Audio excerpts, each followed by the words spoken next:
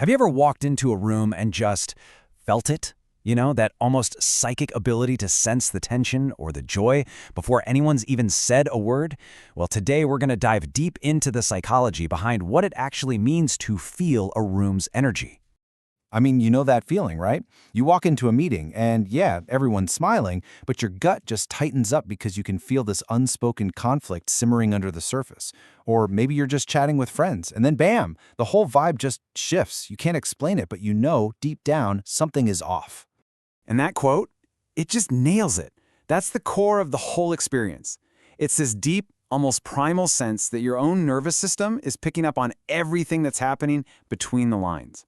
It's busy processing all that unspoken info, the tiny shifts in posture, the way someone's breathing changes, those micro expressions that flash across a face for just a split second. So what is actually going on here? How is it that some people are so tuned in to these invisible social currents? Is it some kind of gift, a curse, or is there something real, something we can actually explain behind it all? Let's unpack it. You've probably heard it all before. Maybe you've been told you're just anxious or way too sensitive. Maybe you've tried to label it yourself, thinking, is this just my intuition working overtime? It's so confusing because those labels, they feel really dismissive, don't they? Like they don't even begin to capture what's really happening inside you. Well, get this. It turns out this whole experience isn't just some vague personality quirk. Nope, it's a recognized psychological state. It actually has a name. And that name is emotional hypervigilance. So what is that? It's basically a state where your nervous system is on high alert all the time. It's actively, constantly scanning your environment for any and all social and emotional cues. It's not passive at all. It's an ongoing, active process. Okay, so check this out. For most people in a conversation, the brain is just processing the literal words being said. But if you're experiencing hypervigilance, your brain is doing that job plus an entire second job on top of it. It's analyzing tone, body language, subtext, all of that unspoken energy. It's a ton of extra work. So why? Why does this even happen? Where does this intense scanning come from? Well, the answer is pretty fascinating. This is not a glitch in your system, not at all. It's actually a highly sophisticated adaptation. Let's look at how it got built. I want you to really let this sink in. Emotional hypervigilance is a survival masterpiece. It's a skill that was forged under pressure, a lot of times in childhood, in environments that were just unpredictable. It was a brilliant way to keep yourself safe by learning to read the tiniest signs to predict what might happen next. And here's pretty much how that skill gets wired in. It often starts in an environment that's inconsistent or volatile. So, to cope, your brain realizes it needs to predict what's coming, and it adapts. It becomes hyper-attuned to all those nonverbal cues. And over time, this intense scanning just becomes your brain's automatic default setting.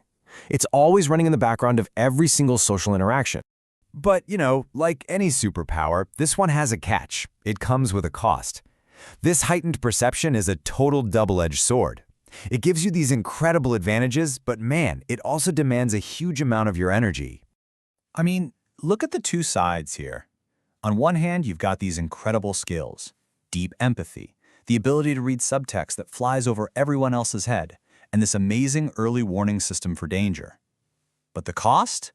It is so real. That constant scanning leads to social burnout, feeling totally overstimulated, and just a higher baseline of anxiety. Sound familiar? Think of it this way. Your brain is doing at least double the work in every single social situation. So is it any wonder you feel completely wiped out after a party or a long meeting? It's not in your head. It's a real physiological response to your brain being in overdrive. So, what do we do with this? The goal isn't to try and turn this skill off. Frankly, you can't. The real goal is to shift from judging yourself for it to understanding yourself. It's all about learning to manage this remarkable but very energy-intensive ability you have. All right, let's bring it all together. Here are the big things to remember. First, your sensitivity is a highly sophisticated skill. It is not a weakness. Second, that social exhaustion you feel, it is a completely real, totally valid physiological response. And finally, managing this is not about trying to suppress it, it's about learning how to actively manage your energy, knowing when to lean in, and just as importantly, when to pull back and recharge. Let this one really land. This whole experience can be reframed. It's not about you being flawed or too sensitive. It's about acknowledging that you have a highly specialized skill for reading the social world. Remember, it's a masterpiece. And that leaves us with one last really important question to think about. Now that you know this about yourself, that you have this powerful energy-draining skill, what are you going to do differently? How will you start to protect and honor your energy?